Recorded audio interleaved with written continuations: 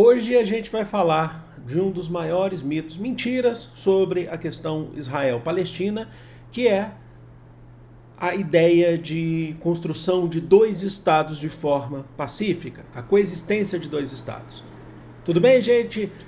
Sejam bem-vindos e bem-vindos a mais um vídeo do Parabólica. Eu sou o Pedro Renó, professor do Parabólica, estou aqui com vocês.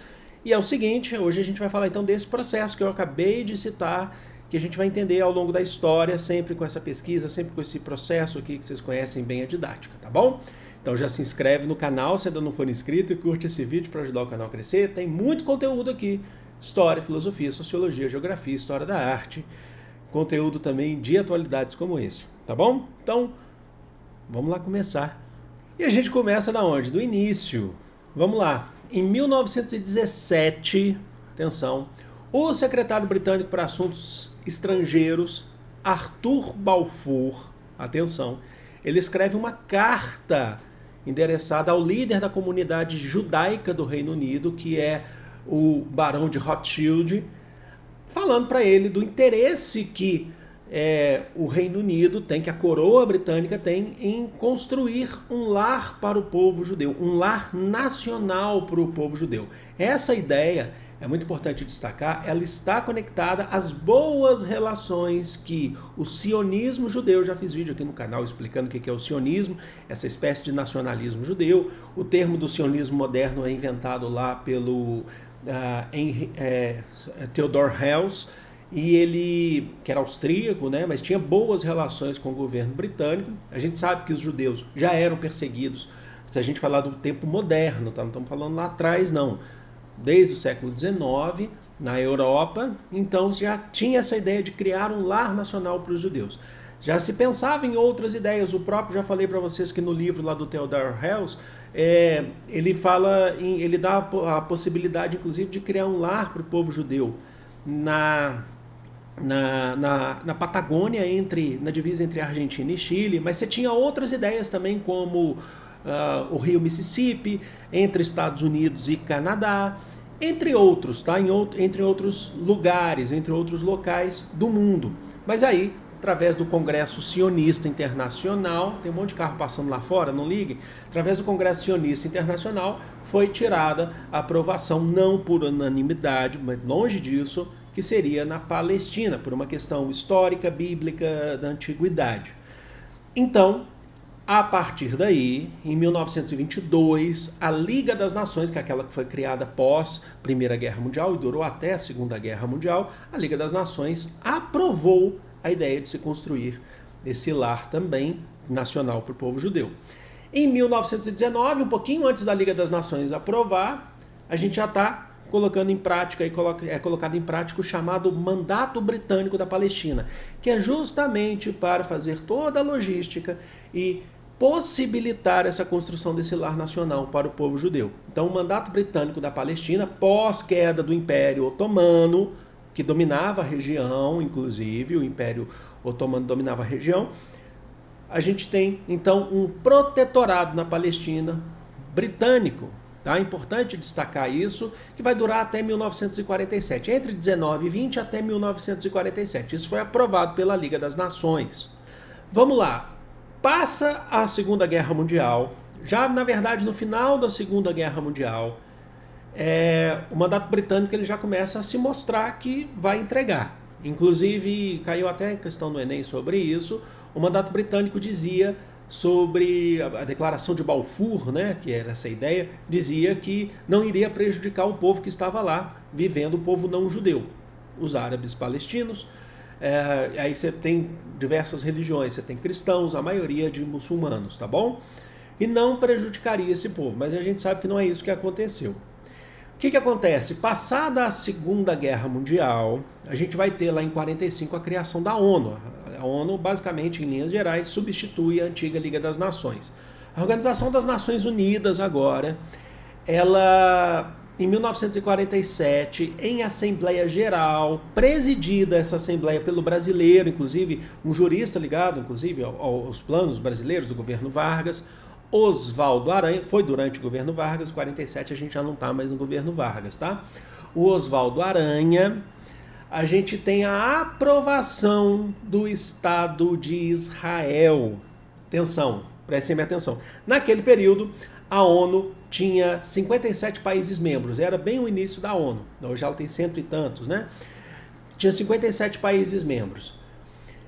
33 votos foram a favor da criação do Estado de Israel, 13 votos foram contrários e 10 abstenções. Faltou um voto aí porque a gente teve uma ausência, que foi a ausência da Tailândia, tá bom? É importante destacar que na criação do Estado de Israel, a gente teve aprovação, apoio, tanto dos Estados Unidos da América. Eu fiz vídeo aqui no canal recente falando que já antes mesmo da criação do Estado de Israel, os Estados Unidos já influenciava, já incentivava financeiramente o povo judeu. Tá? Então acho que é importante destacar isso. É o país que mais recebeu financiamento dos Estados Unidos, já gera trilhões de dólares, isso pensando até hoje. E teve apoio também da União das Repúblicas Socialistas Soviéticas, lembrando que a gente está no contexto da Guerra Fria. Tá, mas quem são os que se opuseram à criação do Estado de Israel? E aí é importante destacar, é aqui que está o cerne da questão. A gente está falando de países como o Egito, como a Jordânia, o Líbano, a Síria. Muitos deles, inclusive, também eram herdeiros daquele antigo Império Otomano. O Iraque, eles se opuseram à criação do Estado de Israel. E o motivo é muito simples, além do povo palestino que vivia ali já. O motivo é muito simples. Durante o período do mandato britânico, tiveram muitos conflitos entre povos judeus e povos árabes palestinos, ali na região mesmo. E isso se dá muito por conta da própria má gestão do mandato britânico na região, entre outras coisas, e também de conflitos que vão acontecer entre os povos ali envolvidos, e o arrendamento de terras feitos durante o mandato britânico não foi feito de forma igual. Se valorizou muito, se deu muito mais, ainda que vocês vão ver aqui, que você tem ainda esforços do próprio Reino Unido em tentar regularizar isso, mas na prática não conseguiram, tá? Você tem arrendamento de terras com muito mais facilidade para o povo judeu do que para o povo árabe da região.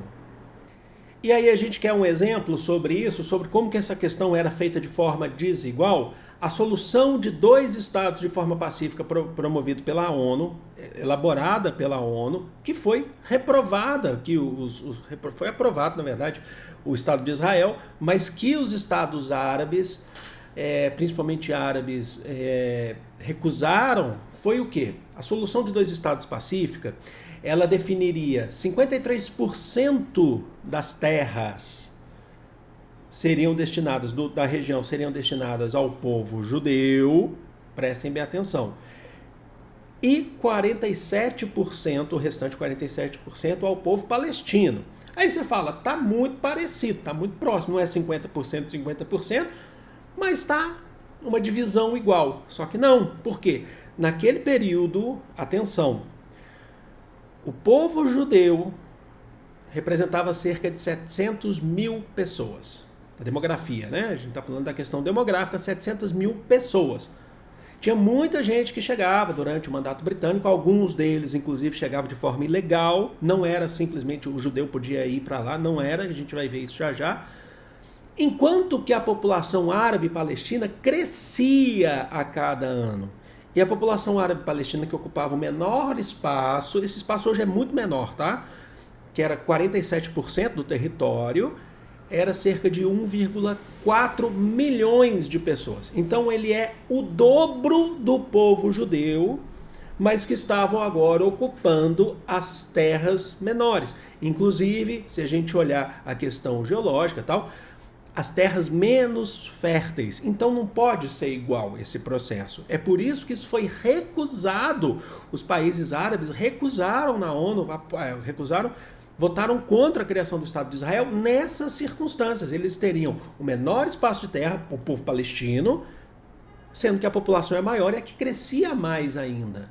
E ao longo desse período que a gente falou, 1919, 20 até 1947, que é o mandato britânico, em 1920 especificamente foi criado em Israel o Haganah. O que é o Haganah? Era uma organização paramilitar terrorista pelas práticas que ela praticava, que ela fazia, que se opunha a próprias ações do mandato britânico. Aí você fala, poxa, mas o Haganah, ele se opunha ao próprio mandato britânico? Sim, principalmente a partir de 1939, a gente já está chegando no final desse mandato britânico, é o início da Segunda Guerra Mundial, mas já está chegando ao final desse mandato britânico, com a perseguição ao povo judeu na Europa e tudo. Para evitar maiores conflitos, a gente teve a publicação de uma regra, de uma lei para o mandato britânico da Palestina chamado de Livro Branco, lá de 1939, a gente está no governo do Chamberlain, no Reino Unido. E esse Livro Branco ele tentava moderar a colonização judaica na região para evitar esses maiores conflitos. Então, ao longo dos próximos 5 anos, ele permitia com que apenas é modo de dizer, né? 75 mil judeus migrassem para a Palestina, certo? Porque senão se tivesse uma migração em massa, já é uma migração em massa, 75 mil nos próximos 5 anos, mas se você tivesse um número maior do que isso, você geraria um conflito ali, inclusive já na hora, tá? A gente sabe que esse conflito vai ser gerado depois. E além do que, o mandato britânico tentava regularizar para dificultar a compra de terras por parte dos britânicos, por parte dos judeus, tá bom? Um ponto importante para se destacar é que mesmo assim, os judeus conseguiam comprar terras. Mesmo assim, eles conseguiam comprar mais terras. Vale destacar que em 1901, 1902, foi criado o Fundo Nacional Judaico, que o objetivo do Fundo Nacional Judaico era justamente promover a construção de assentamentos judeus, né, na região Cisjordânia, Transjordânia, Palestina.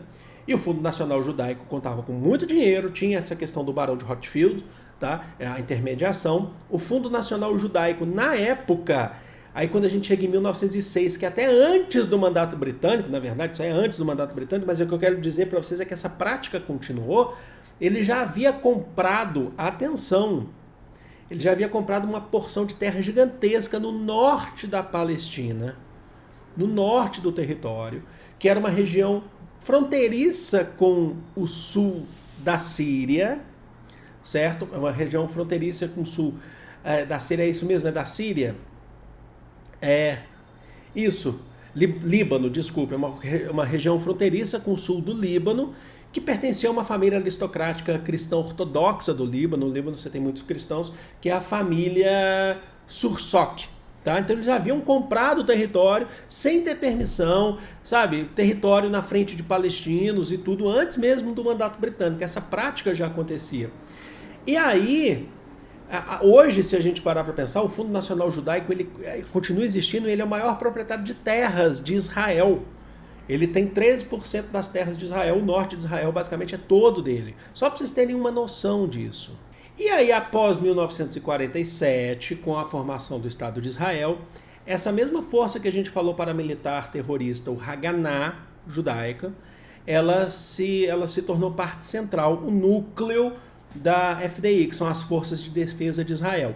E aí, o Haganah, as Forças de Defesa de Israel, passaram a antes, inclusive você tem registro de que o próprio povo árabe palestino defendia membros perseguidos pelo mandato britânico, né, por conta da questão do Livro Branco. Mas agora mudou essa situação. Agora a própria Força de Defesa de Israel, lá com o Haganah, passa a atacar os árabes palestinos. Motivo: aumento do seu próprio território. É o projeto sionista que a gente já falou aqui. Não tem como você escapar dessa análise. Começou a atacar o próprio povo árabe palestino em busca de mais terras para o crescimento territorial. Afinal de contas, por aquela divisão que foi considerada desigual em 47, através da Conferência da ONU que criou o Estado de Israel, o protocolo da ONU que criou o Estado de Israel, Israel falou, o povo árabe palestino é contra a gente formar o Estado de Israel, vamos atacar eles. E passou a atacar o povo árabe palestino. Então, ali a gente já começa um processo muito grande de guerra, tá bom? que se antes você tinha um mandato britânico, era desigual, agora, com a criação do Estado de Israel e essa criação desigual, como eu falei para vocês, o bicho começa a pegar. A força militar de Israel era tão grande, inclusive, como eu falei para vocês, teve apoio da União Soviética na formação do seu Estado. E lá desde o início, antes mesmo da gente ter a formação do Estado de Israel, os Estados Unidos já investia muito pesado dinheiro em Israel. Até hoje, né, como eu já falei para vocês. Essa guerra foi tão violenta que gerou 48, 49, é o que a gente vai chamar de Primeira Guerra... Opa, deixa eu tomar água aqui. Primeira Guerra Árabe-Israelense. Na verdade, é a Guerra Árabe-Israelense, é a guerra que a gente tem até hoje, inclusive, vários conflitos. Em Israel, eles vão chamar essa guerra de independência de Israel. Essa Guerra Árabe-Israelense, que a gente está falando, então, promoveu o chamado Nakba. O que é o Nakba? É a catástrofe. O povo palestino, que já ocupava as piores terras, eram, em determinado momento, maioria. Agora esse número já começa a se equilibrar, porque você começa a ter migração judaica em peso ali, desrespeitando, inclusive, a soberania do povo palestino. A gente tem uma migração em massa de cerca de 700 a 750 mil pessoas palestinas tendo que abandonar as suas casas para viver em áreas mais remotas, fugindo das forças de defesa de Israel, que atacavam violentamente o povo palestino. Após essa guerra, lembra quando a gente fala assim? Você sabe que a gente sempre fala isso aqui, ó, fez um barulhão aqui por causa da cadeira, tá velho? Que uma guerra, ela sempre pode ser... A guerra existe para conquistar algo. No sentido econômico, territorial, geralmente é o sentido territorial e aí puxa para o econômico. Ela favorece alguém, então alguém gosta dessa guerra, né? Geralmente aquela força que sabe que tem mais chance de vencer, ela gosta dessa guerra porque ela vai ter conquistas. Uma guerra não é feita porque um não gosta do outro simplesmente, tá? Então você já tira esse mito aí de falar assim que essa guerra que a gente vive hoje, esse conflito é um conflito puramente religioso. Ele tem um quê religioso, uma parcela importante da religião, sim, mas ele é principalmente territorial e econômico. O que a gente precisa entender? Após essa guerra, 47, 48, lembra que a gente falou que pela construção do Estado de Israel lá na ONU, Israel ficaria com 53% das terras? Pois é, esse número aumentou para 77% após essa guerra. Então Israel saiu vencendo essa guerra e anexou territórios que anteriormente pertenciam à Palestina. Ela não se contentou em simplesmente derrotar as forças palestinas e falou assim, pronto, derrotamos. Ela conquistou, ela fez questão de conquistar. E esse número de 77% hoje é muito maior do ponto de vista de Israel, porque a gente tem depois outras guerras de anexação, inclusive de Israel. Tá? Então, na década de 60, a gente vai ter a Guerra dos 6 Dias, a gente vai ter várias, inclusive hoje, quando Israel entra em território de Gaza também, como uma forma de anexação desse próprio território. É só vocês olharem que eles estão ocupando as regiões. Aí cabe um vídeo aqui no canal falando sobre justificativas de guerra históricas. Se vocês quiserem, vocês deixam aqui nos comentários quais os momentos de justificativas de guerras. Acho que é interessante destacar. Mas vocês compreenderam que essa ideia da criação de 2 estados de forma pacífica é um mito? Mas as pessoas falam assim, é porque os palestinos não quiseram. Por que não quiseram? Porque era desigual desde o início. Se a gente parar para pensar... Antes mesmo do mandato britânico, como eu falei para vocês, a gente tem a compra pelo Fundo Nacional Judaico do território do norte de Israel, do território do norte da Palestina e sul do Líbano, por parte de banqueiros, de fundos britânicos, pessoas ricas, britânicos não, judaicos, pessoas ricas. Então, desde o início era desigual, ainda a gente chega na resolução da ONU, que fala que as terras, por mais que o povo palestino seja a maioria e crescia demograficamente mais, eles iam ficar com uma menor parcela de terras. Então, vocês compreenderam? Então, é isso. Deixa aí nos comentários, curtidas, elogios, críticas construtivas, xingamentos a gente ignora, logicamente, mas é isso. Vou ficando por aqui. Eu sei que vai ter gente falando assim, esse professor é tendencioso. Eu vi um viés. Sabe por quê? É porque a gente pensa. Se eu fosse um galho de árvore, eu não pensaria. Mas eu sou ser humano. Beijo pra vocês, gente. Amo vocês de coração. Eu amo quem tá aqui sempre para contribuir. Tá com críticas, mas sempre com muito respeito. Fui!